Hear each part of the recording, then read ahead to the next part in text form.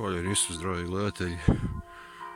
Evo, short video, uvod video, zvuk crkvenih zvona, katolička crkva, tamo jedna stara, lijepo, vidite ono brdo gore tamo, malo jedno selo, staro selo i stara crkva, prelijepo, evo priroda, nešto predobro, pravi odmor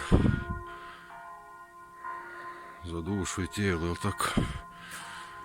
Eto, toliko, pozdrav.